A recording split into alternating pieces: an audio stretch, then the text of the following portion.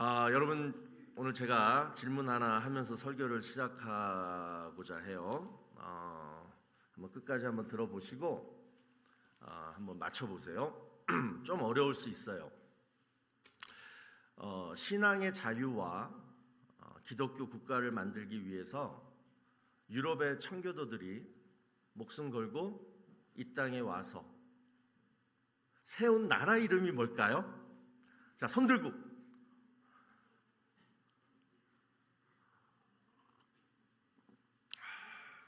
자, 손 들고. 우리 유스그룹 모르십니까? 미국입니다. 죄송합니다, 여러분. 아니, 모르셔서 대답을 안 하는 거예요. 너무 얼토당토안해서 대답을 안 하신 거예요. 그래. 그게 좀 도와주지 그랬니? 미국입니다, 여러분들. 아메리카. 미국이 기독교 국가를 세우려고 이 미국이라는 나라가 세워졌잖아요. 그런데 지금 미국이 어떻게 됐습니까? 어딜 가도 기독교 냄새가 안 납니다. 그래서 우리 가끔 그런 얘기 해요. 미국이 어쩌다가 이렇게 됐나. 제가 20 몇 년 전에 신학을 공부하러 미국 신학이 좋다길래 한국에서 안 하고 미국에 와서 신학 공부할 때만 해도요, 그때는 주일날 썬데이 오전만 돼도요, 정말 온 동네가 다 교회 갔어요. 8시부터 그냥 바이블 스터디 시작하고 식당도 그냥 한산해요. 그때만 해도 그랬는데 요즘은 다들 그래요. 미국 사람들도 그러고. 이 미국뿐만 아니라 좀 정말 우리 좀 시리어스하게 한번 생각해 봅시다. 이 세계 어느 나라를 가도요, 이게 기독교가 점점 이 영향력을 지금 점점 잃어가고 있습니다. 그리고 또 소망이 참 없는 게 참 정말 낙심되는 게 뭐냐면, 이게 하나님 믿기가 참 힘든 세상이 됐어요. 그러니까 뭐 전도하는 것도 힘들고, 지금요 뭐 캄보디아, 미얀마 가서 선교하는 것도 굉장히 중요하지만 우리 주변에 이 알바다, 이 웨스트민스터, 이 덴버, 이 콜로라도만 해도 누구 붙잡고 복음을 전하면 힘들어요. 안 믿으려고 그래요. 이게 지금 뭐 수년 내 안에 지금 몇 년 전부터 지금 계속 일어나는 지금 현상들입니다. 이게 뭐 신문을 봐도 그렇고 통계를 봐도 그렇고 정확해요 지금. 그래서 기독교가 왜 이렇게 되었느냐. 제가요 이 질문을 가지고 묵상하다가 문득 이 마가복음 2장에 나오는 이 중풍병자 이 생각이 나더라고요. 여러분들 그 중풍병자가 스스로 그 예수님한테 갈 수가 없어요. 왜? 몸이 마비되어서 이렇게 움직일 수가 없으니까. 그래서 어떻게 돼요? 친구 4명이 이 중풍병자를 들것에 메고 지붕을 뚫어서 그리고 예수님한테 이렇게 내려가지고 딱 내려놓습니다. 자, 그리고 여러분 성경은 뭐라고 얘기하냐면, 자, 마가복음 2장 5절에 이렇게 얘기해요. 예수께서 그 중풍병자의 믿음을 보시고가 아니라 뭐요? 그 4명 친구의 믿음을 보시고 그 중풍병자 병을 낫게 해주셨다. 이렇게 얘기합니다. 요즘 이 영적으로 여러분 지금 전도하기도 힘들지만 우리들조차도, 하나님 믿고 교회 다니는 우리들조차도 영적으로 지금 중풍병에 걸린 사람들이 많아요. 신앙은 약해지고 그 다음에 게을러지고 교회는 점점 뜨거움이 없어지고, 그리고 세상은 그냥 하나님 없어도 그냥 잘 돌아가는 것처럼 보입니다. 자, 그 이유가 뭘까요? 바로 내 주변부터가 이 믿음의 내 친구, 나를 이끌고 예수님 앞에 데려올 이 믿음의 내 친구가 없어서 그래요. 함께 예배 드리고 함께 기도하고 함께 교회를 열심히 섬길 이 4사람만 내 주변에 함께 있어도 우리는 절대 신앙의 중풍병이 걸리지 않을 것입니다. 자, 그러면 이 4사람이 누구냐? 한번 생각해 봐요. 내가 이 4사람 중에 한 사람이 될 수 있는가? 이 4사람은 여러분 2가지 믿음이 있었습니다. 첫 번째는 지붕을 뚫었던 믿음이 있었고요. 또 하나는 들 것을 함께 네 명이 메었던 이 믿음이 있었습니다. 자, 먼저 지붕을 뚫었다. 이 의미는 뭐냐면 예수님만 만나면, 예수님한테 이 병자만 데려다 주면 이 병자는 고침을 받을 것이다. 오직 예수님만 신뢰하는 믿음이 있었습니다. 또 이 네 사람은요, 각각 이 들것의 한 귀퉁이씩을 잡고 그리고 수평을 유지해 가면서 이 병자를 안전하게 옮겼습니다. 그러니까 한 명이라도 무거워, 그래서 손을 놓거나 또는 자기 마음대로 막 이쪽 저쪽으로 가려고 했다라면 들것은 뒤집어져서 그 사람을 데려가지 못했을 거예요. 자, 이게 뭘 의미하느냐? 바로 사랑과 희생입니다. 너 왜 아프니? 너 왜 이 모양이니? 이렇게 비판하고 정죄하는 게 아니라 끝까지 말 안 하고 자신을 희생하면서 끝까지 사랑을 베풀었다라는 거예요. 여러분 주변에 이런 사람들 있습니까? 정말 이런 네 사람이 내 옆에 항상 있어주면 얼마나 좋을까요? 자, 그런데 요즘 우리 주변에는 이런 네 사람을 참 만나기가 힘들어요. 오히려 나를 예수님 앞으로 데리고 가는 게 아니라 오히려 다른 곳으로 데리고 가려고 합니다. 예를 들어서, 야, 생각 좀 해봐. 데카르트가 얘기했잖아. 나는 생각한다, 고로 존재한다. 그러니까 좀 이렇게 너는 좀 이렇게 좀 이성적으로, 좀 합리적으로 한번 생각해봐. 그냥 성경을 무작정 믿으려고 하지 말고 이렇게 좀 이성적으로 접근해 봐라. 이렇게 하라는 사람이 있어요. 또, 야, 죄를 져도 벌 안 받네. 아니, 성경 말씀대로 살아도 괜찮네. 역시 성경보다 뭐예요? 사람이 먼저야. 이런 실용주의, 인본주의에 입각해서 신앙생활하는 사람이 있어요. 굳이 이렇게 막 스트릭하게 안 해도 된다라는 거예요. 또, 야, 세상이 요즘 어떤 세상인데 기독교에만 천국이 있니? 그래서 이번 주는 교회 가고, 다음 주는 절에 가고, 그 다음 주에는 어딜 갈까? 이렇게 해맑게 웃으면서 그렇게 얘기하는 친구들도 있어요. 포스트 모더니즘에 빠져 있는 친구죠. 그러니까 이분들의 공통점은 뭐예요? 종교를 가질 이유가 없어요. 그냥 두루두루 사람 사귀고 그리고 여러 신들과 함께 신맥을 넓히는 거예요. 인맥을 넓히면서 신맥들도 넓히는 거예요. 하나님하고도 친하고 부처님하고도 친하고. 또 이런 분도 계세요. 아유, 종교는 무슨 종교냐. 내일 캠핑이나 가자. 하루 딱 노는데 일요일 날 놀아야지. 여러분 주변에 이런 분들만 잔뜩 계시면 여러분들도 따라가지 않겠냐고요. 여러분, 내 주변에 있는 이 네 사람, 이런 사람이 있느냐 없느냐가 참 중요하다라는 것입니다. 자, 그런데 오늘 보면 28절을 여러분 보니까 내 주변에 이런 네 사람이 없어도 신앙생활 잘할 수 있겠구나 하는 안도감을 얻게 돼요. 자, 들으세요. 28절, 이 다니엘이 다리오 왕의 시대와 바사 사람 고레스 왕의 시대에 형통하였더라. 자, 여러분, 이 다니엘이 누굽니까? 나라가 망해가지고요, 바벨론 나라의 포로로 잡혀간 사람입니다.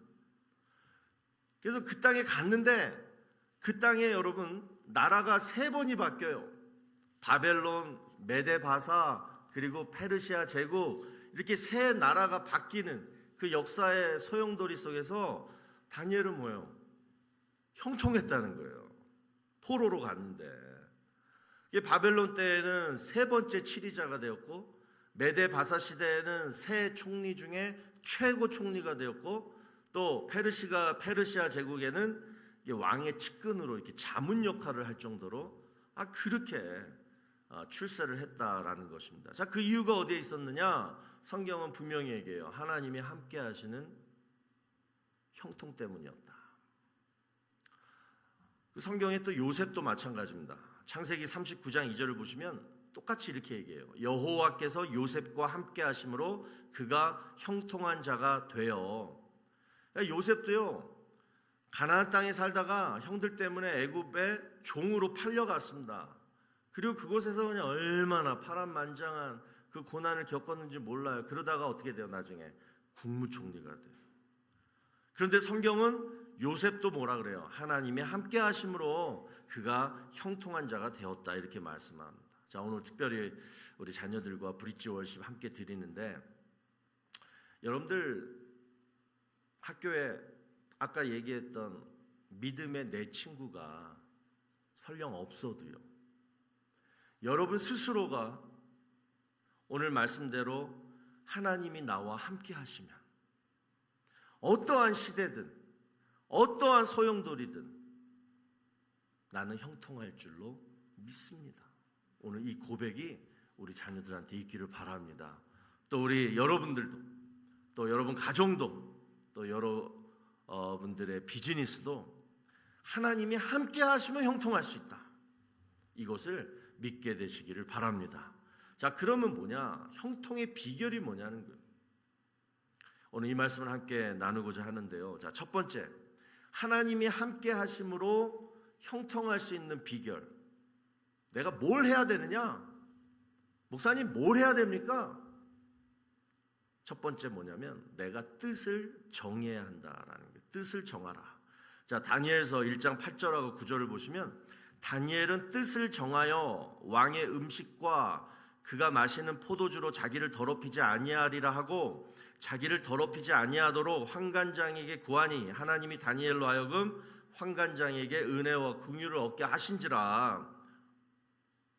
여러분, 이 다니엘서가요, 이 처음 이렇게 읽다 보면요, 참 처음에는 암울한 분위기로 시작이 돼요.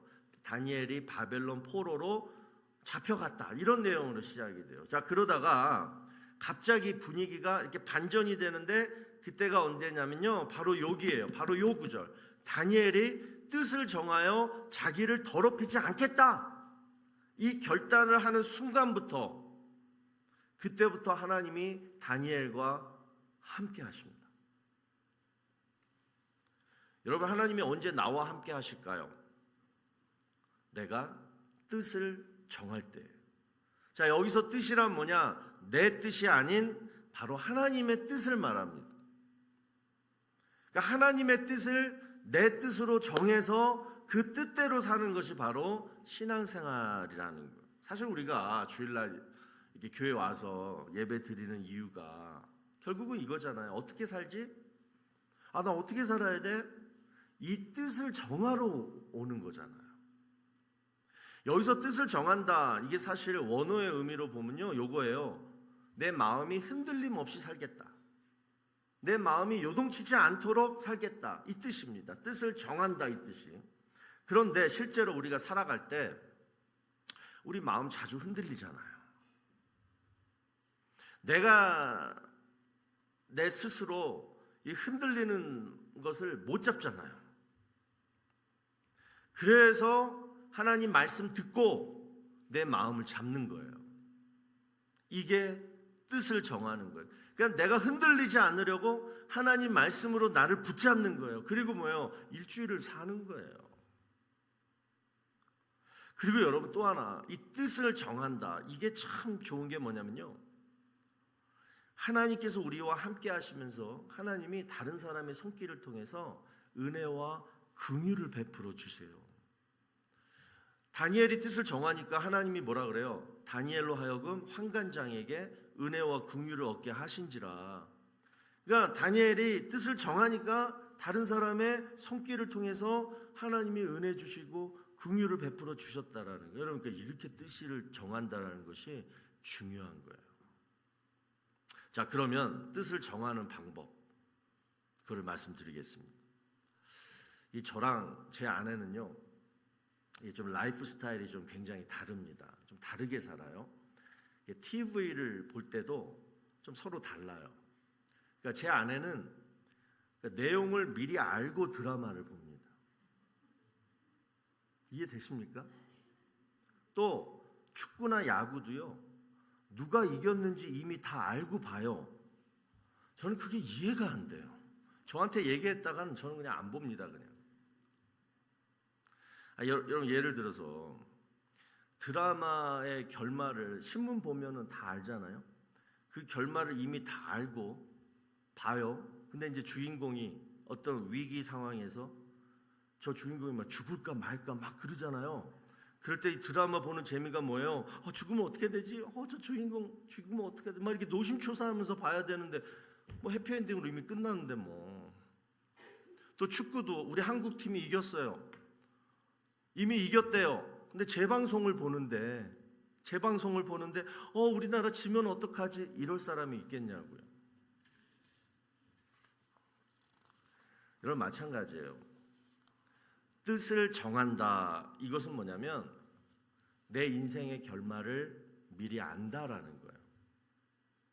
그래서 웬만한 일로는 알기 때문에 두려워하지 않아요. 걱정하지 않아요. 일희일비하지 않아요. 왜? 결말을 알기 때문에. 그러면 다니엘에게 있어서 인생의 결말은 뭐였을까요? 그 말씀이 다니엘서 6장 23절에 나오는데 들어보세요. 그들이 다니엘을 굴에서 올린즉 그의 몸이 조금도 상하지 아니하였으니 이는 그가 자기의 하나님을 믿었더라. 그러니까 다니엘이 여러분 사자굴에 담대하게 들어갈 수 있었던 것도 이미 그 이후에 어떻게 될지 그 소신이 있었던 거예요. 그게 인생의 결말을 알았기 때문이에요. 그 결말이 뭐냐? 하나님이 나와 함께 하실 건데 이 하나님에 대한 믿음, 바로 이 신뢰가 바로 다니엘이 정한 뜻이었습니다. 또 있어요. 마가복음 4장에 보면 예수님과 제자들이 함께 배를 탔는데요. 그런데 갑자기 막 거센 풍랑이 일어나요. 제자들이 예수님이 배 안에 함께 있는데도 어떻게 돼요? 막 불안해하고 막 공포로 두려워했습니다. 자, 그런데 여러분 여기서 우리가 놓치지 말아야 할 중요한 사실이 있어요. 바로 마가복음 4장 35절 말씀입니다. 그날 저물 때 제자들에게 이르시되 우리가 저편으로 건너가자 하시니. 무슨 말이에요? 풍랑을 맞기 전에 예수님이 이미 제자들한테 얘기한 게 이거예요. 제자들아, 우리 저편으로 건너가자 이렇게 얘기하셨어요. 제자들에게 인생의 결말이 뭐냐면 예수님과 함께 저편에 건너가는 거였어요. 그런데 중간에 풍랑이 일어난 거예요. 자, 여러분 같으면 이런 상황에서 어떻게 할 것 같아요? 예수님이 저편에 건너가자 하셨는데, 그리고 그 예수님이 나와 지금 함께 하는데, 그런데 거센 풍랑이 일어난 거예요. 그럴 때 여러분은 어떻게 하시겠냐고요? 풍랑을 보고 막 두려워 떠시겠습니까? 아니면 예수님이 저편에 가자고 했으니까 가겠지. 그리고 그 예수님 지금 나와 함께 있잖아. 예수님 약속을 믿고 예수님만 의지할 것이냐. 이 두 부류예요. 여러분 우리가 이 시간 정해야 할 뜻은 두 가지입니다. 첫 번째, 하나님이 나와 항상 함께 하신다. 이거와 두 번째는 이미 주어진 하나님의 약속. 때마다 시마다 이 약속만 내가 붙들면 그러면 어떠한 파도와 바람에도 마음이 흔들리지 않고 또 불평과 원망도 안 할 거예요. 이것이 바로 여러분 형통의 비결입니다. 또 두 번째로 다니엘이 형통할 수 있었던 비결은요, 타협 없는 신앙이었습니다. 이 다니엘서를 이렇게 읽다 보면 이 다니엘의 세 친구가 나와요. 이제 바벨론에서 이 다니엘의 세 친구가 막 이제 잘 됐거든요.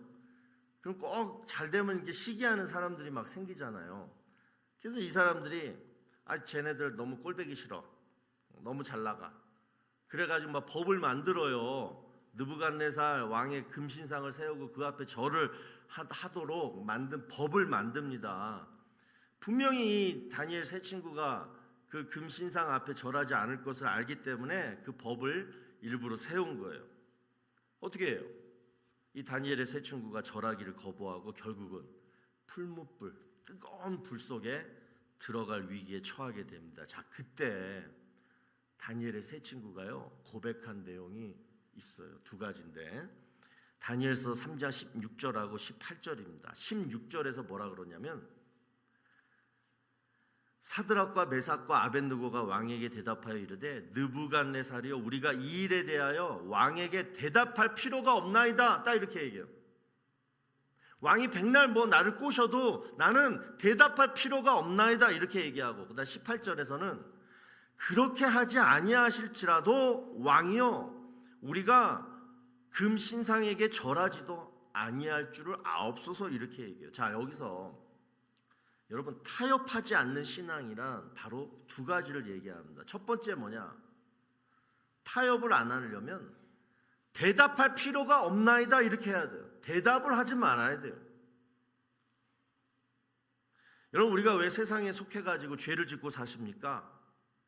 그때마다 우리가 반응을 해서 그래요.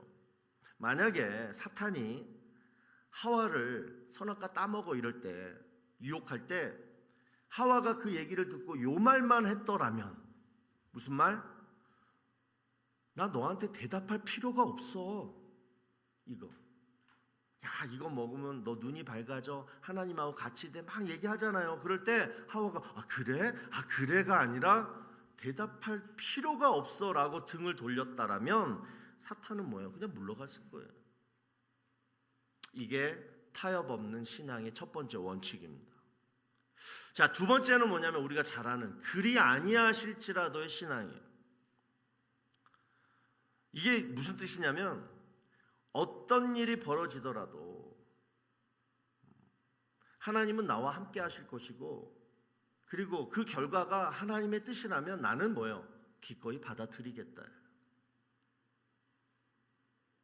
그러니까 사업이 막 형통하고 막 모든 것이 막 잘 될 때만 하나님이 나와 함께 하시는 것이 아니라 때론 사업이 힘들고 또 설령 문을 닫게 되었을지라도 그 가운데 그 상황 속에서도 하나님이 나와 함께 하심을 믿는 신앙이 바로 그리 아니하실지라도 내 신앙이라는 것.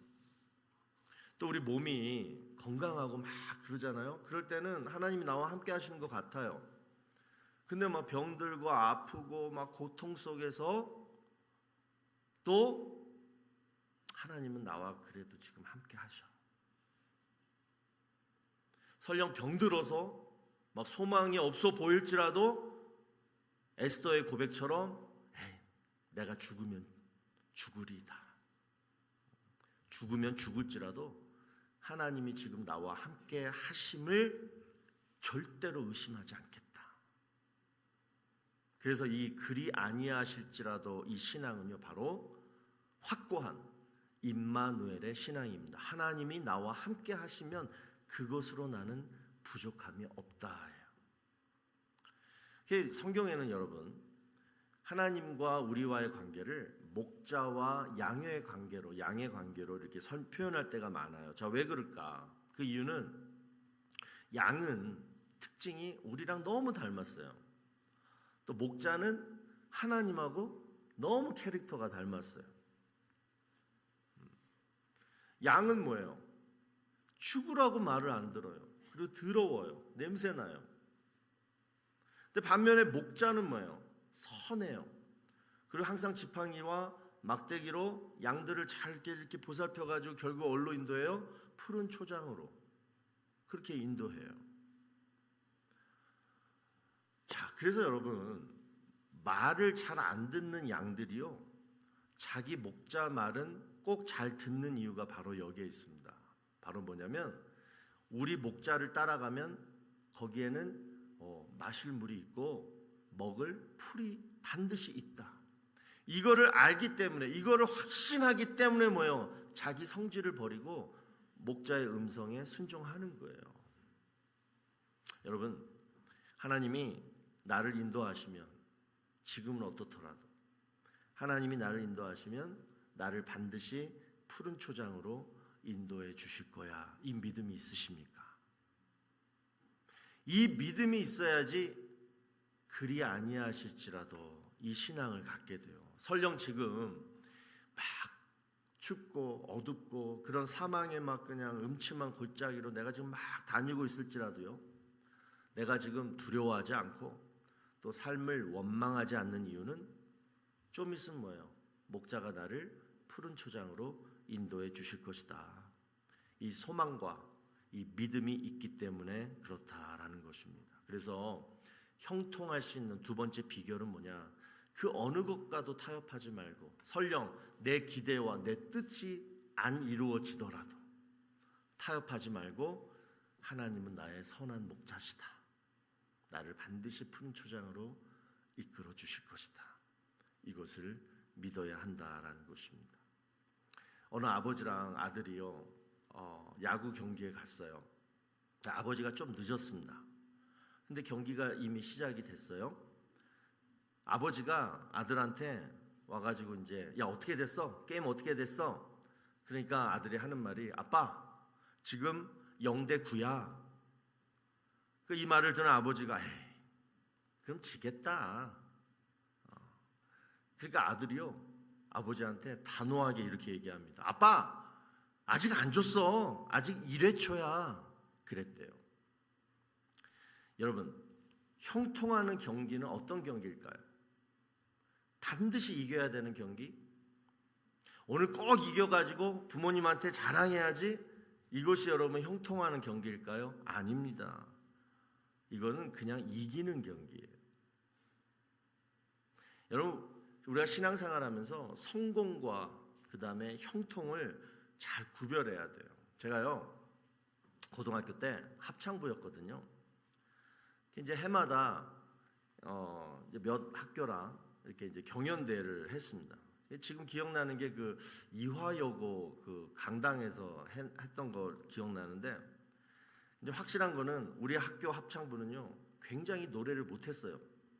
그런데 열심히는 했습니다. 그래서 요거 가을에 했는데 여름방학 내내 학교에 와가지고 연습을 했던 기억이 있어요. 근데 반면에 제가 학교 이름은 잘 기억이 안 나는데, 빨간 유니폼을 입은 남학교였어요. 근데 그 학교는 너무 잘해요. 노래를 너무 잘해요. 자, 그런데 이 경연대 그 시작 전에 이제 뭐예요? 리허설 하잖아요. 리허설. 저희 학교는요, 그 리허설을 끝내고, 그리고 뭐 했는지 아십니까? 그 무대 뒤에 가가지고, 어두컴컴한 데 가가지고 머리 박고 엎드려 뻗쳐 하고 있었어요. 왜 리허설을 그것밖에 못하느냐? 선배들이 막 군기를 잡는 거예요. 지들도 못하면서. 반면에 그 빨간 유니폼 입은 그 남학교 있잖아요. 우리는 뭐 실컷 기합받고 있는데 옆에서 웃고 떠들면서 아이스크림을 막 먹고 있는 거 제가 지금도 생생해요. 여러분, 그 경연대 그 학교나 우리 학교 합창이 어땠겠습니까? 저한테 지금도 그 사진이 있어요. 그 얼굴들을 보면요, 웃음기도 하나도 없고 그냥 긴장돼 가지고 그냥 인상 쓰면서 부르더라고. 엔조이를 못한 거예요. 엔조이를. 여러분, 형통이 뭘까요? 직장에서, 또 여러분 비즈니스에서, 또는 여러분들 학교에서 형통이 뭘까요? 바로 이 여유예요. 절 즐길 수 있는 여유. 여러분, 하나님이 함께 하시는 형통도 마찬가지입니다. 이기고 지는 게 중요한 게 아니에요. 뭐 축복받고 뭐 성공하고 이게 중요한 게 아니에요. 그냥 하나님과 함께 즐기는 거예요. 그래서 데살로니가 전서 5장 16절 18절에 분명히 말씀하는 게 이거예요. 항상 기뻐하라. 쉬지 말고 기도하라. 범사에 감사하라. 이것이 그리스도 예수 안에서, 그러니까 하나님과 함께하는 사람들은 이렇게 살아야 된다. 너희를 향하신 하나님의 뜻이다. 이렇게 말씀합니다. 오늘 우리가 살펴본 형통. 형통은 뭐냐? 하나님이 함께하는 거예요. 그래서 좋은 거예요. 잘 되든 못 되든 그냥 하나님이 함께하니까 형통하는 거예요. 여러분, 그것에 여러분들의 우선순위를 놓고 이제 오늘 이 시간 우리가 해야 할 일 두 가지입니다. 첫 번째, 뜻을 정하라. 내 뜻대로만 살려고 하지 말고 하나님 뜻에 내 뜻을 맞춰라. 그러면 뭐예요? 바로 여러분들이 가장 원하시는 하나님의 은혜와 긍휼하심이 사람들의 손길을 통하여 여러분 삶 속에 부어진다라는 것이고, 그리고 두 번째, 그리 아니하실지라도, 그러니까 내 뜻과 내 기대대로 되지 않을지라도 그냥 하나님이 함께 하시면, 그리고 그 결과가 하나님의 뜻이라면 뭐예요? 저는 부족함이 없습니다. 그러면서 뭐예요? 웃는 거예요. 항상 기뻐하고 범사에 감사하는 거예요. 우리 정말 이 시대, 참 초반에 얘기했지만 정말 하나님 믿기 힘든 이 시대에 오늘 이 말씀대로 여러분 결단하셔서 늘 우리 하나님과 함께 웃으면서, 그러면서 형통을 누리시는 우리 자녀분들, 그리고 우리 여러분들 다 되시기를 주의 이름으로 축원합니다. 자, 우리 찬양팀 다 나오시고요. 오늘은 정말 이 찬양을 우리가 한번 불렀으면 좋겠어요.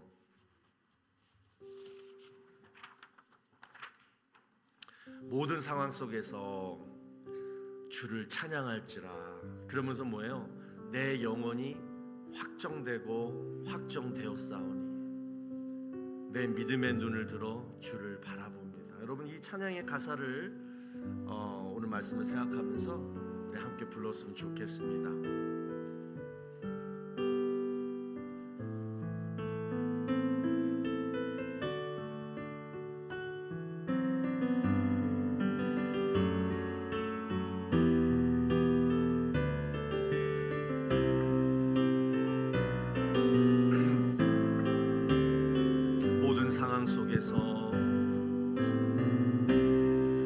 모든 상황 속에서 주를 찬양할지라.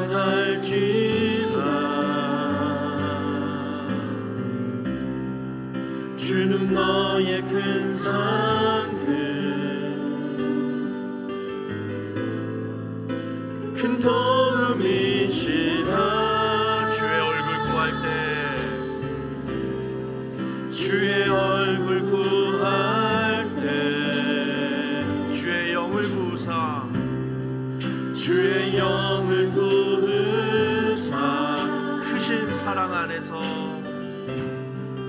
크신 사랑 안에 주를 보게 하소서.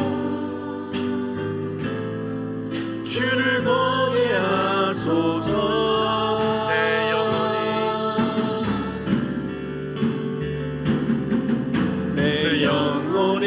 확정되고 확정되어 싸우니 믿음의 눈 들어 주를 바라봅니다. 내 영혼이 확정되고 확정되어 싸우니 믿음의 눈 들어 주를 바라봅니다.